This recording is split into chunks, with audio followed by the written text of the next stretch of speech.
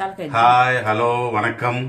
இன்னைக்கு நம்ம சமையலில் முருங்கைக்காய் தக்காளி தொக்கு, தெலுங்குல முருங்கைக்காய் தக்காளி தாளிம்பு. வாங்க செய்யலாம்.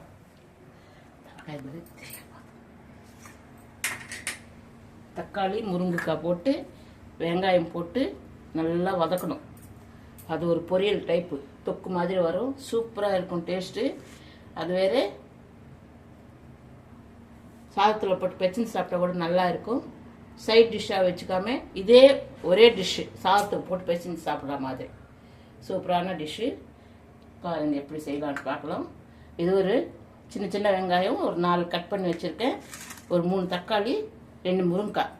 தாளிக்கிறதுக்கு பூண்டு தட்டி வச்சுருக்கேன். சிலர் இந்த பூண்டு யூஸ் பண்ண மாட்டாங்க, அவங்க இதை தவிர்த்துடலாம். நம்ம யூஸ் பண்ணிக்கிறோம். அது கொஞ்சம் எண்ணெய் ஒரு 4 டீஸ்பூன் 5 டீஸ்பூன் பிடிக்கும். அது எப்போ ஒரு நாளைக்கு சாப்பிட்றோம், ஒன்றும் ஆகாது, பார்த்துக்கோங்க. கொஞ்சம் எண்ணெய் ஆனால் நல்லா இருக்கும். கொஞ்சம் எண்ணெய் போட்டதை எண்ணெய் இல்லாமல் ஒரு ஸ்பூனு 2 ஸ்பூன் எண்ணெய் போட்டு செய்யறதுக்கு அவ்வளோ எண்ணெய் தேவையில்லை. இதுக்கு கொஞ்சம் எண்ணெய் ஒரு 2 ஸ்பூன் எண்ணெய் விட்டால் தான் நல்லா இருக்கும். அதுக்கு தான் போட்டுருக்கேன். பார்த்துக்கோங்க. முதல்ல பூண்டு. இந்த பூண்டு ஏன் போடுறோம்னா, நம்ம ப்ரௌன் கலராக இது வதக்கி இதெல்லாம் சேர்த்துட்டோம்னா நல்லா ஸ்மெல்லு சூப்பராக இருக்கும். எல்லா பொரியலுக்குமே நம்ம பூண்டு தட்டி போட்டு பூண்டு தட்டி போட்டு கொஞ்சம் உளுத்தம் பருப்பு. கஷ்டம் இல்லாமல் சிம்பிளாக 2 தக்காளி ஒரு முருங்கைக்காய் வீட்டில் இருந்ததுன்னா இந்த மாதிரி தொக்கு பண்ணிவிட்டு ரசம் வச்சா கூட போதும், நல்லா இருக்கும். எல்லாருக்குமே ரொம்ப பிடிச்சமான ஒரு ஐட்டம். சிம்பிளாக செஞ்சுக்கலாம். பார்த்துக்கோங்க. பெருங்காயம் கொஞ்சோண்டு, தாளிக்கிறதுக்கு உளுத்தம் பருப்பு. இது சிகப்பாக வரணும், ப்ரௌன் கலராக இந்த பூண்டு வரும். அப்போது இந்த ஸ்மெல்லு வாசம் நல்லா இருக்கும். நீங்கள் ஸ்கிப் பண்ணாமல் பாருங்கள், உங்களுக்கு எப்படி நான் செய்கிறேன்றது உங்களுக்கு நல்லா புரியும். நீங்கள் அப்படியே செஞ்சுக்கோங்க. మునక్కాయ తాలింపు. మునక్కాయ దాన్ని ఏమంటారంటే ములక్కాళ్ళు టమోటా వేసి తాలింపు అన్నమాట. బాగుంటుంది సూపర్గా. பார்த்தீங்களா அந்த பூண்டு ஸ்மெல் எப்படி வருது, சூப்பராக இருக்கும். இப்போ நம்ம கருவேப்பிலை போட்டுக்கணும். கொஞ்சம் ஒரு 2 கருவேப்பிலை கொஞ்சம் போட்டுக்கிட்டு இப்போ வெங்காயம் சேர்த்துக்கலாம். நல்லா வதக்கிட்டு உப்பு காரம்லாம் போட்டு கொஞ்சம் தண்ணி ஊற்றி வேக வைக்கணும், அவ்வளோதான். இப்போ பார்த்தீங்களா ப்ரௌன் கலராக வந்துடுச்சு எல்லாமே. இப்போ நம்ம வெங்காயம் சேர்த்துக்கலாம். இந்த மாதிரி பொடியாக நறுக்கிக்கோங்க, நல்லா வரும்.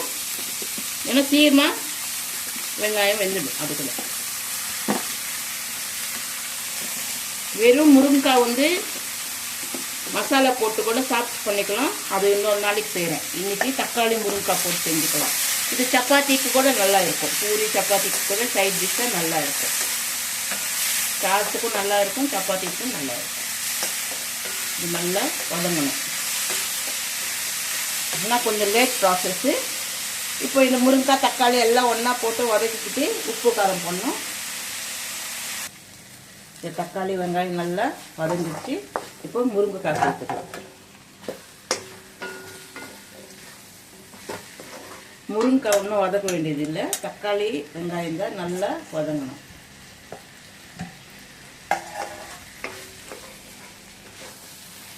இப்போ இதுக்கு உப்பு காரம் எல்லாம் போட்டுக்கலாம்.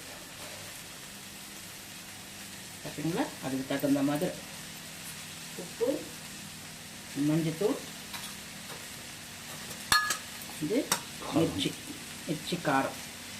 நான் சொல்லியிருக்கேன், நாங்கள் தனியாவில் சேர்த்து தான் அரைப்போம். தனியாத்தூளெல்லாம் எக்ஸ்ட்ரா போட மாட்டேன். இதில் எல்லாமே 2 சேர்ந்துருக்கும். அதனால அவங்களோட எல்லாமே மஞ்சள் தனியா கரெக்டாக இந்த பெரிய ஸ்பூனாக இருக்கிறதுனால நான் ஒரு 1/2 ஸ்பூன் போட்டேன். உங்களுக்கு இன்னும் கொஞ்சம் காரம் தேவைன்னா போட்டுக்கலாம். நீங்கள் தனியாத்தூள் அது உங்களுக்கு தெரியும் என்னென்ன எப்படி போடணும்னு. நீங்கள் அதே மாதிரி அவங்களோட எல்லாமே சேர்ந்து போயிருக்கும். அவங்க மிளகாத்தூளில் கூட எல்லாமே சேர்ந்து ஒவ்வொரு மாதிரி செஞ்சுக்கோ. இப்போ இதுக்கு தண்ணி ஊற்றி ஒரு 1/2 டம்ளர் தண்ணி, ஏன்னா முருங்கைக்காய் வேகணும் அதற்காக. இப்போது நம்ம மூடி வச்சுட்டு முருங்கைக்காய் வேகிற வரைக்கும் நல்லா வதக்கிக்கிட்டே இருக்கணும். நல்லா டீப் ஃப்ரை ஆன ஆகும். அப்போது சூப்பரான டேஸ்ட் கிடைக்கும் நமக்கு. இது கொஞ்சம் நேரம் ஆகும், வேகட்டும். அந்த தண்ணியெல்லாம் நல்லா இது. ஆமாம், முருங்காய் பச்சை முருங்கைக்காய் தானே இது. இது கொஞ்சம் வேகணும். சிலர் என்ன பண்ணுவாங்க, இது வேக வச்சு போடுவாங்க, அந்த அளவுக்கு டேஸ்ட் இருக்காது. இது தண்ணியில் இந்த முருங்காய் வெந்துச்சுன்னா தான் அது டேஸ்ட் நல்லா இருக்கும். அதுக்காக தான் நான் பச்சை முருங்காய். இந்த ப்ராசஸ் தான் கரெக்ட்ன்றீங்க. ஆமாம், வெரி குட். இதுதான் சூப்பரான ப்ராசஸ். ஹாய், சூப்பரா வந்திருக்கேன். இதான் முருங்காய் நல்லா பார்த்தீங்களா, நல்லா வெந்து போச்சு சூப்பராக. அதுக்கு தான் கொஞ்சம் தண்ணி ஊற்றணும். ஊற்றி சிம்மில் வச்சு நல்லா அடிப்பிடிக்காமல் அப்பப்போ கிளறிக்கிட்டே இருங்க, அப்படியே விட்டுறாதீங்க. அப்புறமா இந்த மாதிரி நல்லா டீப்பாக ஃப்ரை பண்ணணும். ஏன்னா மெயினாக தக்காளி வெங்காயம் அந்த முருங்காய் சூப்பரான ஸ்மெல் வருது.